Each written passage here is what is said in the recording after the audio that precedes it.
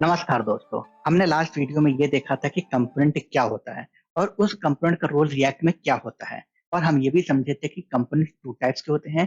एक होता है हमारा क्लास कंपोनेंट और दूसरा होता है हमारा फंक्शनल कंपोनेंट। ठीक है दोस्तों, तो आज के इस वीडियो में हम ये समझने वाले हैं कि क्लास कंपोनेंट क्या होता है।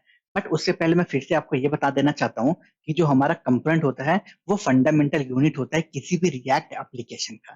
ठीक है दोस्तों, तो फंडामेंटल यूनिट का मतलब ये होता है कि सबसे पहला स्टेप, सबसे पहली चीज जो होती है वो होता है हमारा कंपोनेंट। ठीक है दोस्तों, और इस कंपोनेंट में हम अपने लॉजिक लिखते हैं और इस लॉजिक से हम अपने कोड को डेवलप करते हैं और इसी कोड को ही हम अपने इंटायर प्रोजेक्ट में यूज भी कर सकते हैं। ठीक है दोस्तों, बेसिकली कंपोनेंट सिर्फ इतना ही होता है कि हम जहाँ पे कोड अपना लिखते हैं उसको हम बोलते हैं कंपोनेंट। बट आप ये याद रखिएगा, जो हमारा रिएक्ट कंपोनेंट होता है ये हमेशा HTML को रिटर्न करता है। दैट मीन्स कि वहां पे आपके जावा स्क्रिप्ट का भी कोड होगा और HTML का भी कोड होगा। ठीक है दोस्तों, अब हम बात करते हैं क्लास कंपोनेंट का। अगर हमें क्लास कंपोनेंट डेवलप करना हो, दैट मीन्स कि अगर हमें क्लास कंपोनेंट बनाना हो तो हम यूज करेंगे जावा स्क्रिप्ट का ES6 क्लासेस। बट अगर हम बात करते हैं रिएक्ट कंपोनेंट क्लास की बनाने की, तो आप जब भी रिएक्ट कंपोनेंट क्लास बनाओगे तो वहां पे आप हमेशा एक्सटेंड करोगे रिएक्ट कंपोनेंट को। अगर आपने रिएक्ट कंपोनेंट को एक्सटेंड नहीं किया है तो आपका जो क्लास कंपोनेंट होगा रिएक्ट का, तो वो रिएक्ट के बिहेवियर को एक्सेप्ट नहीं करेगा और फिर वो रिएक्ट कंपोनेंट क्लास बन नहीं पाएगा। ठीक है दोस्तों, तो यहाँ पर मस्ट होता है आपको रिएक्ट कंपोनेंट को एक्सटेंड करना अपने रिएक्ट कंपोनेंट क्लास में।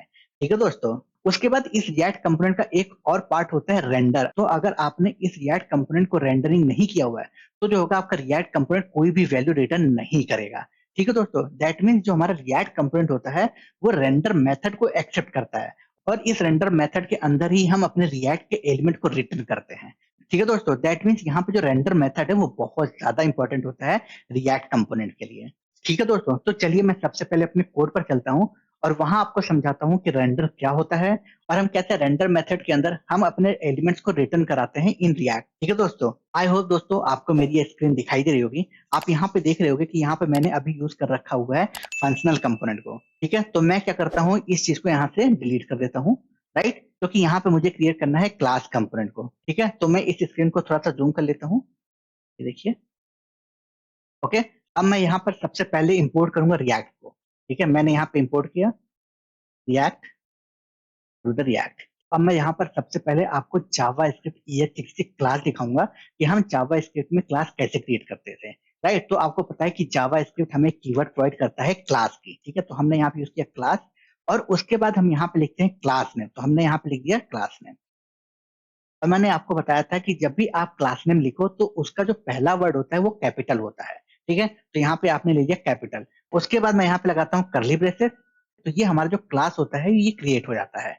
तो सेम ऐसे ही हम यूज करते हैं जावा स्क्रिप्ट में। ठीक है दोस्तों, इसलिए जो रिएक्ट होता है हमारा वो भी फॉलो करता है जावा स्क्रिप्ट के ES6 क्लास को ही। तो अब हम यहाँ पे क्रिएट करेंगे रिएक्ट क्लास को। ठीक है दोस्तों, बट उससे पहले अब हमें यहाँ पे रिएक्ट को इम्पोर्ट करना होगा। तो हमने यहाँ पे यूज किया इम्पोर्ट रिएक्ट। ठीक है दोस्तों, अब आप देखो यहाँ पे जो हमारा रिएक्ट है वो यहाँ पे इंपोर्ट हो चुका है। ठीक है, अब हम क्या करेंगे, यहाँ पे क्लास का कीवर्ड यूज करेंगे क्लास। उसके बाद हम यहाँ पे क्रिएट करेंगे क्लास नेम, हमने यहाँ पे क्रिएट किया क्लास कंपोनेंट। ठीक है दोस्तों, और मैंने आपसे ये बताया था कि क्लास कंपोनेंट क्या होता है, ये तब कंप्लीट होगा जब आप यहाँ पे एक्सटेंड करोगे रिएक्ट कंपोनेंट को। अगर आपने रिएक्ट कंपोनेंट को एक्सटेंड नहीं किया, दैट मीन्स अगर आपने रिएक्ट कंपोनेंट की प्रॉपर्टीज को इनहेरिट नहीं किया इस क्लास में, तो ये रिएक्ट क्लास कभी बन ही नहीं पाएगा। ठीक है दोस्तों, तो ये नॉर्मल क्लास की तरह वर्क करेगा। तो यहाँ पर मुझे क्या बनाना है, रिएक्ट कंपोनेंट क्लास बनानी है, तो मैं यहाँ पे यूज करूंगा एक्सटेंड। ठीक है, उसके बाद मैं यहाँ पे यूज करूंगा रिएक्ट, ये रिएक्ट प्रॉपर्टी वही है जो अभी मैंने इंपोर्ट किया था। ठीक है, उसके बाद यहाँ पे मैं यूज करूंगा कंपोनेंट। राइट, जैसे ही मैं रिएक्ट डॉट कंपोनेंट यूज करता हूँ तो ये हमारा क्रिएट हो जाता है रिएक्ट क्लास कंपोनेंट। ठीक है दोस्तों, उसके बाद यहाँ पे मैं यूज करूंगा करली ब्रेसेस। राइट, अब इस करली ब्रेसेस के अंदर जो सबसे इंपॉर्टेंट होता है वो होता है हमारा रेंडर मेथड। तो मैंने आपको बताया था कि अगर मैंने यहाँ पे रेंडर मेथड यूज नहीं किया है तो कभी भी रिएक्ट कंपोनेंट रिटर्न नहीं करता रिएक्ट एलिमेंट को। ठीक है दोस्तों, जैसे कि मैं भी आपको यहाँ पे दिखाता हूँ, मैंने यहाँ पे यूज किया रिटर्न। ठीक है दोस्तों, अब मैं यहाँ पे वैल्यूज को रिटर्न कराना चाहता हूँ, तो मैंने यहाँ पे यूज किया H1 टैग और इस H1 टैग के अंदर मैंने एक मैसेज पास कर दिया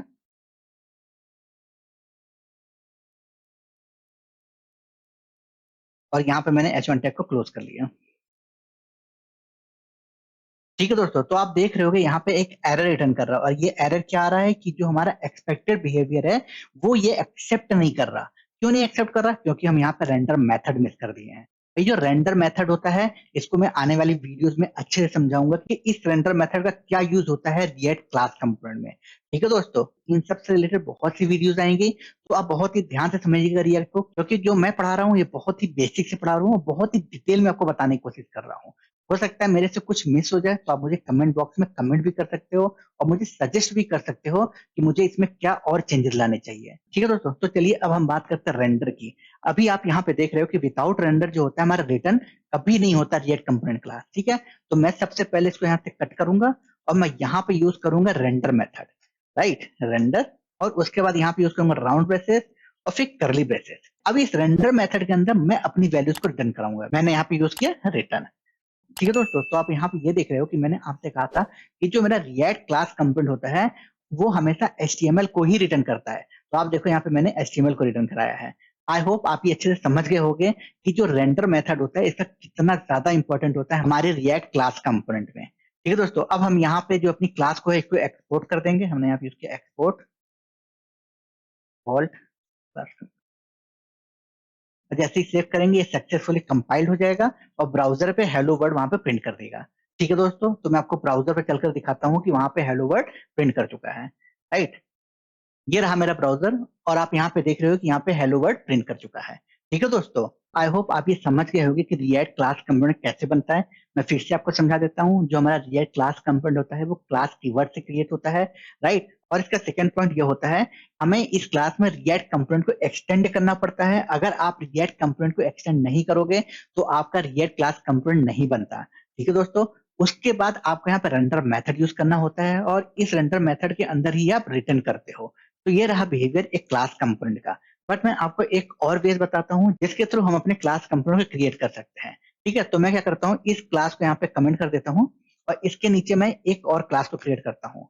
राइट, मैंने यहाँ पे यूज किया क्लास क्लास कंपोनेंट एक्सटेंड। ठीक है, यहां तक तो हम सेम बिहेवियर यूज करते हैं। क्लास कीवर्ड यूज करते हैं, फिर क्लास नेम यूज करते हैं, उसके बाद हम यहाँ पे एक्सटेंड पैरामीटर यूज करते हैं। ठीक है, अब इस एक्सटेंड के बाद हम यूज करते हैं कंपोनेंट। ठीक है, और फिर हम यहाँ पे लगाते हैं करली ब्रेसेस। तो अभी आप यहाँ पे ये देख रहे हो कि जो अभी हमने ऊपर यूज किया था वहां पे हमने यूज किया था extend react dot component, but नीचे हम यूज कर रहे हैं सिर्फ कंपोनेंट, रिएक्ट नहीं यूज कर रहे हैं। बट अगर आप यहाँ पर रिएक्ट नहीं यूज कर रहे हो तो आपको डिक्लेयर करना पड़ता है ऊपर रिएक्ट। जैसे कि अभी आपने देखा, जैसे ही यहाँ पे कंपोनेंट यूज किए तो अपने आप रिएक्ट यहाँ पे इंपोर्ट हो जाता है। मैं आपको फिर से दिखाता हूँ ये चीज। मैंने क्या किया, यहाँ से इसको डिलीट कर दिया। ठीक है, और यहाँ से भी कंपोनेंट को डिलीट कर दिया। राइट, अब मैं जैसे ही यहाँ कंपोनेंट लिखूंगा तो जो मेरा कंपोनेंट होगा यहाँ पे इंपोर्ट हो जाएगा। तो यहाँ पे मैंने इसकिया कंपोनेंट। ठीक है, अब जैसे ही मैं यहाँ पे एंटर करूंगा तो आप देखोगे कि यहाँ पे मेरा कंपोनेंट इंपोर्ट हो गया। ठीक है दोस्तों, तो ये होता है हमारा रिएक्ट क्लास कंपोनेंट। तो इसके टू वेज होते हैं। एक तो ये होता है कि आप direct react dot component use कर लो, और दूसरा ये होता है कि आप यहाँ पे सिर्फ कंपोनेंट यूज करो और यहाँ पे कंपोनेंट को इंपोर्ट कर दो। ठीक है दोस्तों, तो अगर आपको ऐसे बिहेवियर्स मिलते हैं तो आप बिल्कुल भी कंफ्यूज नहीं होइएगा। इस वजह से मैंने आपको दोनों बिहेवियर बताए हैं कि रिएक्ट में हम रिएक्ट क्लास कंपोनेंट कैसे क्रिएट कर सकते हैं और उसका नेचर कैसे होता है। फिर उसके बाद अगर हम रेंडर की बात करें तो यहाँ पर सेम बिहेवियर होता है। जो हमने ऊपर यूज किया हुआ था तो हम इसको कमेंट करके कॉपी करके फिर कमेंट कर देते हैं और इसको यहाँ पे पेस्ट कर देते हैं। ठीक है दोस्तों, तो इसके इनर बिहेवियर में कोई डिफरेंसेस नहीं है। जो डिफरेंसेस है वो है इसके एक्सटेंड पैरामीटर में। ठीक है दोस्तों, तो अगर मैं इसको सेव करूंगा तो इसकी सेम वैल्यू आएगी जो पहले आती थी, हेलो वर्ड। और आप जाके ब्राउजर पे यहाँ पे चेक भी कर सकते हो, यहाँ पे मेरा आउटपुट प्रिंट कर रहा है हेलो वर्ड। ठीक है दोस्तों, तो ये रहा मेरा रिएक्ट क्लास कंपोनेंट। अब हम बात करते हैं रिएक्ट क्लास कंपोनेंट कुछ प्रॉपर्टीज की। ठीक है, जो इसका पहला प्रॉपर्टीज ये है कि ये हमेशा लोकल डेटा को मैनेज करता है। दैट मीन्स कि जो लोकल स्टेट होता है उसको ये मेंटेन करके चलता है। तो इसकी वजह से जो हमारा रिएक्ट क्लास कंपोनेंट होता है इसको हम बोलते हैं स्टेटफुल कंपोनेंट। ये आपको बहुत जगह इंटरव्यू में पूछा भी जाता है कि जो हमारा स्टेटफुल कंपोनेंट होता है वो क्या होता है। तो आप सीधा सीधा बता सकते हो कि जो हमारा स्टेटफुल कंपोनेंट हम रिएक्ट क्लास कंपोनेंट को कहते हैं। और ये जो रिएक्ट क्लास कंपोनेंट होता है और इसके अंदर एबिलिटी होती है अपने लोकल स्टेट को मैनेज करने का, तो उसको हम बोलते हैं स्टेटफुल कंपोनेंट। ठीक है दोस्तों, और ये जो क्लास कंपोनेंट होता है ये हमें लाइफ साइकिल मेथड प्रोवाइड करता है, और इन लाइफ साइकिल मेथड को यूज करके हम अपने कोड और लॉजिक को बहुत आसान बना देते हैं। ठीक है दोस्तों, क्लास कंपोनेंट में मल्टीपल लाइफ साइकिल मेथड्स होते हैं, जैसे कि constructor, render, component did mount, component did update, component will unmount और शुड कंपोनेंट अपडेट। ठीक है दोस्तों, तो ये कुछ हमारे लाइफ साइकिल मेथड्स होते हैं जिसको हम आगे की वीडियोस में अच्छे से समझेंगे। अभी तक आप बस इतना समझो कि जो हमारा क्लास कंपोनेंट होता है वो मैनेज करता है कंपोनेंट स्टेट को, और जो क्लास कंपोनेंट होता है वो यूज करता है लाइफ साइकिल मेथड्स को। ठीक है दोस्तों, और इसका जो थर्ड पॉइंट होता है वो ये है कि जब भी हम क्लास कंपोनेंट क्रिएट करते हैं तो वहां पर इवेंट हैंडलर की लॉजिक को हमें लिखना ही पड़ता है। ठीक है, ऐसा नहीं होता कि आपने इवेंट को हैंडल नहीं किया हुआ है और फिर भी आपके इवेंट ट्रिगर हो रहा है।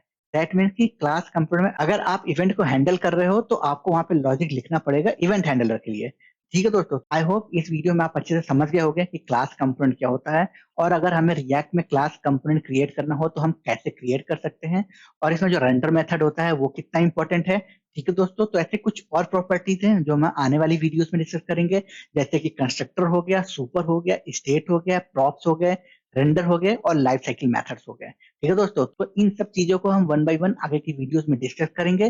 बट उससे पहले अभी तक मैंने आपको जो बताया है उसको आप अच्छे से प्रैक्टिस कर लेना, क्योंकि आपको ये पता होना चाहिए कि क्लास कंपोनेंट क्या होता है। ठीक है दोस्तों, बट मैं आपसे ये कहूंगा कि आप क्लास कंपोनेंट को नहीं यूज करो, आप हमेशा फंक्शनल कंपोनेंट को यूज करो, क्योंकि जो रिएक्ट है वो क्लास कंपोनेंट को प्रेफर नहीं करता। ठीक है दोस्तों, बट आपको पता होना चाहिए क्लास कंपोनेंट क्या होता है, और ये आपसे इंटरव्यूज में जरूर पूछा जाएगा कि क्लास कंपोनेंट और स्टेटफुल कंपोनेंट क्या होता है। ठीक है दोस्तों, अब हम मिलते हैं नेक्स्ट वीडियो में, और नेक्स्ट वीडियो में हम समझेंगे फंक्शनल कंपोनेंट को, तो बहुत ज्यादा इंपॉर्टेंट है, क्योंकि जो हमारा रिएक्ट होता है वो फंक्शनल कंपोनेंट को ज्यादा सपोर्ट करता है। और इस फंक्शनल कंपोनेंट के वीडियोस में हम ये भी समझेंगे कि हमें क्लास कंपोनेंट क्यों नहीं यूज करना चाहिए। ठीक है दोस्तों, तो इस वीडियो में बस इतना ही। अब हम मिलते हैं नेक्स्ट वीडियो में। Thank you so much for watching this video.